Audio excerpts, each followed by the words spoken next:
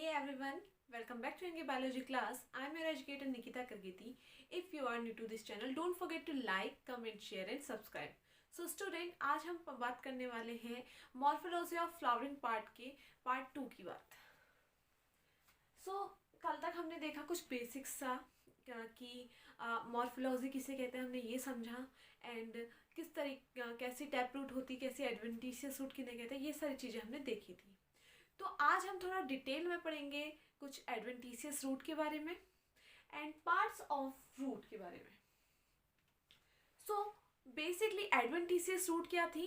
वो रूट जो रेडिकल से ना निकल के प्लांट के किसी और पार्ट से निकल रहा था, उसे कहा था हमने एडवेंटिशियस रूट, जिसमें कि कोई एक मेन रूट नहीं होती है. सो एडवेंटिशियस रूट कहाँ कहाँ मिल सकती है आपको? Stem, leaf, node and branches में. आपको स्टेम से आपने देखा होगा, कभी कभी स्टेम से आपने छोटे छोटे से रूट्स निकलते हुए देखे होंगे, या फिर आपने देखा होगा लीव्स, जैसे कि ब्रायोफिलम की जो लीफ होती है उसका जो बर्ड निकलता है, बर्ड से फिर क्या निकलती है? रूट निकलती है. तो ये क्या है? Example bryophyllum. अगर आप एग्जाम्पल में ले रहे हो तो आप बताओगे कि ब्रायोफिलम की जो लीफ होती है वो क्या बनाती है? रूट बनाती है. वही नोड आपने देखा होगा, गन्ना, शुगर केन के जो नोड होते हैं, आप जानते होंगे नोड किसे कहते हैं. इस तरीके का आपने देखे होंगे, शुगर केन देखा होगा, वहां पे इस ये वाला स्ट्रक्चर जो यहाँ पे ऐसा स्ट्रक्चर होता है, इस स्ट्रक्चर को कहते हैं हम नोड, और दो नोड्स के बीच की जगह को कहते हैं इंटरनोड. सो बच्चों, नोड का हम नोड में क्या मिलेगा हमें? रूट मिलेगी. किसकी नोड में? Sugar cane. उसका एग्जांपल ले सकते हैं हम. शुगर कैन की जो नोड है उसमें से आपको रूट निकलती हुई दिखाई दी होंगी, कुछ इस तरीके से रूट निकलती है वहां से. उसके बाद आते हैं ब्रांचेस में. आपने देखा होगा बरगद का पेड़, तो बरगद के पेड़ की जो ब्रांचेस है उससे आपने नीचे की तरफ को रूट आते हुए देखी होंगी. सो वो एक एग्जांपल है आपका adventitious root in the branches of banyan tree. So ये तो था कुछ बेसिक किन किन चीज़ों में आपको एडवेंटिशियस रूट मिलेंगी, like stem, leaf, node, branches. अब इनका मेन फंक्शन क्या है ये जानना जरूरी है. देखो ये क्या करते हैं? Encourage the plant in the soil and observe water and minerals. Main function तो इनका है कि ये क्या करेंगे? वाटर एंड मिनरल्स को एब्जॉर्ब करेंगे. लेकिन हर कोई एडवेंटिशियस रूट ये काम नहीं करती है. हाँ, रूट का ये फंक्शन, मेन फंक्शन रूट का ये है कि वो वाटर एंड मिनरल्स को एब्जॉर्ब करेगी. एंड इसका स्पेसिफिक फंक्शन देखो क्या है. रूट का एक और स्पेसिफिक फंक्शन होता है, वो स्टोरेज करता है, एसिमिलेशन करता है, कुछ रिप्रोडक्शन में भी हेल्प करते हैं. क्योंकि कैसे हेल्प करते हैं? देखो, बिना रूट के प्लांट को ना वाटर मिल सकता है और ना ही मिनरल्स मिल सकते हैं, और इनके बिना वो अपनी ग्रोथ कर नहीं सकते हैं, और ग्रोथ नहीं होगी तो रिप्रोडक्शन भी नहीं हो पाएगा. साथ ही साथ ये इसे क्या प्रोवाइड कर रहा है? सपोर्ट प्रोवाइड कर रहा है. जैसे कि आपने शुगर कैन में देखा कि वो नोड से निकल रही है, तो उसको क्या कर रहे हैं? सपोर्ट प्रोवाइड कर रहे हैं. और आपने देखा होगा कुछ जैसे कुकुम्बर को देखा होगा आपने, कुकुम्बर की अगर आपने बेल देखी हो तो वो क्या करते हैं? क्लाइंबिंग करती है. तो क्लाइंबिंग करने में भी ये हेल्प करते हैं. या फिर चलो क्लाइंबिंग में हम कुकुम्बर नहीं लेंगे, लेकिन कुछ ऐसे रूट्स होती हैं जो क्लाइंबिंग में हेल्प करती हैं. अब देखिए, अब आते हैं पार्ट्स ऑफ रूट में. तो रूट का जो पार्ट होता है, पहला पार्ट होता है रूट कैप. अब ये रूट कैप क्या होती है? ये वाला पोर्शन, ये होती है रूट कैप. और ये रूट कैप करती क्या है? देखो, ये रूट कैप आपने देख लिया कहाँ पे है? At the tip of the root. Root की टिप पे है, या फिर कह सकते हो at the apex of the root. और ये कैसी होगी? स्मूथ कैप होगी इसकी. ये काफी क्या होगा? स्मूथ होगा. इसका काम होता है जो आपकी यंग एपिकल है उसे सपोर्ट प्रोवाइड करना या प्रोटेक्शन प्रोवाइड करना. ये देखो क्या कह रहा है? Provide protection to the young apical cell against the soil particle. अब देखो, ये वाला पोर्शन देख रहे हैं आप, यहाँ पे आपके यंग टिश्यू डेवलप होते हैं या फिर यंग सेल्स डेवलप होती हैं इस पार्ट पे. तो रूट कैप का काम होता है कि उसे प्रोटेक्ट करे, प्रोटेक्शन का काम होता है. अगर वो उसे प्रोटेक्ट नहीं करती है तो सॉइल पार्टिकल से वो उस पर इफेक्ट भी पड़ सकता है, और इफेक्ट पड़ने से रूट डेवलप नहीं भी हो सकती है. तो इसीलिए रूट कैप का काम होता है प्रोटेक्शन का. उसके बाद होता है zone of formation. Zone of formation में मेरिस्टेमेटिक सेल डेवलप होती हैं. मेरिस्टेमेटिक जोन के नाम से भी इसे जाना जाता है। तो देखो मेरिस्टेमेटिक सेल्स क्या होती हैं। मेरिस्टेमेटिक सेल होती है undifferentiated part of the plant कह सकते हो आप उसे, या फिर सेल डिवीजन। ये मेरिस्टेमेटिक सेल जो होती है सेल डिवीजन का काम करती है। सो मेरिस्टेमेटिक सेल्स क्या होती है, यंग सेल्स होती हैं।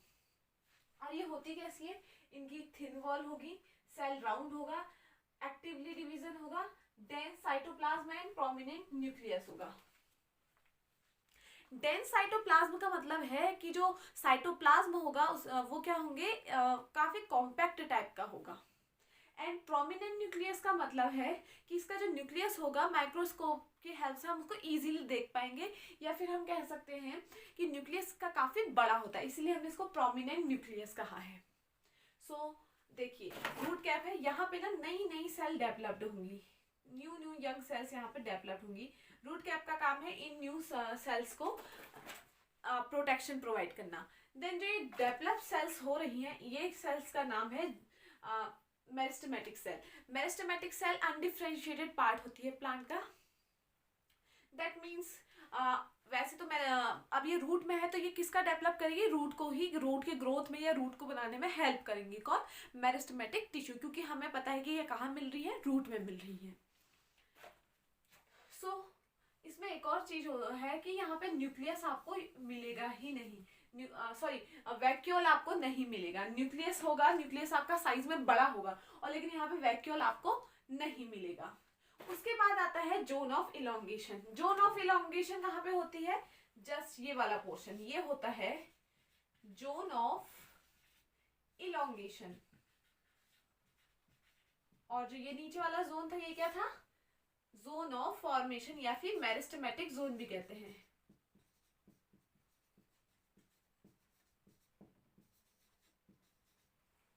सो जोन ऑफ इलोंगेशन क्या है, देखो ये आपको जस्ट मिलेगा मेरिस्टेमेटिक जोन के ऊपर। और इसमें देखो आपको अभी मेरिस्टेमेटिक में अभी तक हमने पढ़ा कि उसमें वैक्यूल नहीं होता है, लेकिन यहाँ पे क्या होता है, large number of small vacuole develop होंगे, लार्ज नंबर में स्मॉल वैक्यूल डेवलप होंगे। तो हम कह सकते हैं कि यहाँ पे स्मॉल वैक्यूल डेवलप हुए लार्ज नंबर में।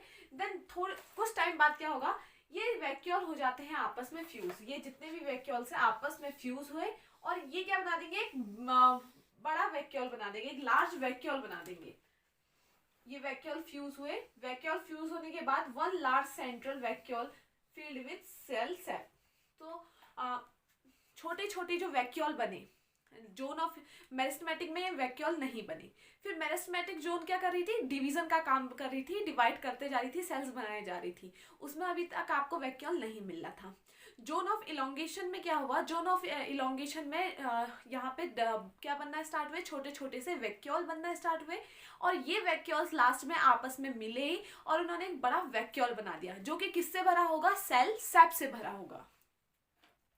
उसके बाद लास्ट जोन आता है zone of cell maturation. Maturation नाम में ही आपको पता चल जा रहा है, मैच्योर वर्ड निकल रहा है। दैट मीन्स यहाँ पे जो सेल है वो क्या हो जाएगी, मैच्योर हो जाएगी।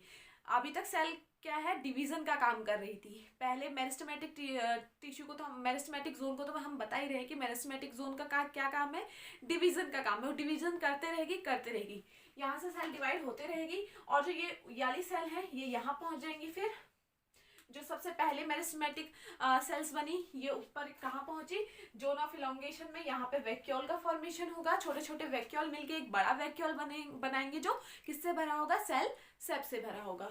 देन ये फिर ये किस में कन्वर्ट हो जाएंगे, परमानेंट में कन्वर्ट हो जाएंगे। तो जोन ऑफ मैच्योरेशन का मतलब क्या है, ये जोन ऑफ मैच्योरेशन किस में कन्वर्ट हो जाएगा, परमानेंट टिश्यू में। परमानेंट टिश्यू का मतलब अब इसके बाद ये डिवीजन नहीं करेगा, यहाँ पे ये इसका यहाँ पे ये रुक जाएगा, यहाँ पे अब डिवीजन नहीं होगी आगे को। तो लास्ट जो जोन ऑफ मैच्योरेशन है यहाँ पे सेल डिवीजन नहीं होगी, यहाँ पे सेल क्या हो जाएगी, मैच्योर हो जाएगी। सो ये आपको देखिए ये कहाँ मिल रहा है, जोन ऑफ इलोंगेशन के जस्ट ऊपर से मिल रहा है। और इस रीजन की इसकी जो आउटर मोस्ट लेयर होती है, इसकी आउटर मोस्ट लेयर डेवलप करती है रूट हेयर। आप देख रहे हैं इस तरीके से हेयर लाइक स्ट्रक्चर निकल रहे हैं, ये है रूट हेयर। तो रूट हेयर हमेशा याद रखिए परमानेंट टिश्यू में से निकलेंगे, ना कि जोन ऑफ इलोंगेशन से, ना ही मेरिस्टेमेटिक से। ये आपको सिर्फ और सिर्फ कहाँ पे मिलेंगे? रूट हेयर परमानेंट में ही आपको रूट हेयर मिलेंगे। सो रूट हेयर, अब ये रूट हेयर देख रहे हैं आप, यहाँ पे तो काफी लंबे लंबे रूट हेयर है, यहाँ पे छोटे छोटे रूट हेयर है। ऐसा क्यों? देखो, प्लांट्स को वाटर चाहिए, वो एब्जॉर्प्शन का काम करेंगे। तो जब रूट हेयर्स निकल रहे हैं तो ये रूट हेयर क्या कर रहे हैं? एब्जॉर्प्शन का। अब जहाँ पे पानी पास में ही है तो वो अपने रूट्स को लंबा तो नहीं करेगा, लेकिन जहाँ पे पानी दूर है वहां पे तो रूट्स को लंबा होना पड़ेगा कि वाटर को एब्जॉर्ब कर सके। तो इसीलिए जो ऊपर वाला पोर्शन होता है, यहाँ के रूट हेयर लंबे होते हैं और यहाँ के छोटे होते हैं। तो जल्दी से समझते हैं कि हमने क्या क्या पढ़ा पार्ट्स ऑफ द रूट में। सबसे पहले हमने पार्ट पढ़ा रूट कैप। रूट कैप क्या थी? रूट कैप कर रही है काम प्रोटेक्शन का। ये क्या कर रही है? प्रोटेक्शन प्रोवाइड कर रही है। और ये कैसी होती है? स्मूथ कैप लाइक होती है ये। उसके बाद ये प्रोटेक्शन किसे प्रोवाइड कर रही है? यंग सेल्स को। और ये यंग सेल कहाँ पे डेवलप हो रही है? ये यंग सेल डेवलप हो रही है जोन ऑफ फॉर्मेशन में। जोन ऑफ फॉर्मेशन में आपकी मेरिस्टेमेटिक सेल बन रही है जिनका काम है सेल डिवीजन का। इसमें डेंस साइटोप्लाज्म होगा। डेंस साइटोप्लाज्म का मतलब है कि साइटोप्लाज्म काफी कॉम्पैक्ट होगा। वही बात की मैंने न्यूक्लियस की। तो न्यूक्लियस कैसा है? यहाँ पे प्रोमिनेंट न्यूक्लियस है। प्रोमिनेंट न्यूक्लियस का मतलब हुआ जो आपका न्यूक्लियस है वो माइक्रोस्कोप में इजीली आपको विजिबल हो जाएगा, या फिर हम कह सकते हैं कि वो साइज में कैसा होता है? बड़ा होता है। बट जोन ऑफ फॉर्मेशन में कभी भी आपको वैक्यूल नहीं मिलेंगे। देन सेल डिवाइड होते रही जोन ऑफ फॉर्मेशन में। तो जो सेल डिवाइड होते जा रही हैं वो किस में कन्वर्ट हो जाएंगी? फिर जोन ऑफ इलोंगेशन में जाएंगी। और वहां पे क्या होंगी? वहां पे वो सेल्स बनाना स्टार्ट करेंगी वैक्यूल, छोटे छोटे वैक्यूल बनाएंगी। एंड ये छोटे छोटे वैक्यूल लास्ट में मिलके एक बड़ा वैक्यूल बनाएंगे जो कि किससे घिरा, जिसके अंदर क्या होगा? सेल सैप होगा। तो जोन ऑफ इलोंगेशन में हम कह सकते हैं कि यहाँ पे क्या बनेंगे? स्मॉल स्मॉल वैक्यूल बनेंगे जो बाद में लास्ट में क्या बना रहे हैं? एक big vacuole. Then zone of elongation के जो सेल्स हैं वो कहाँ पे चले जाएंगे बाद में?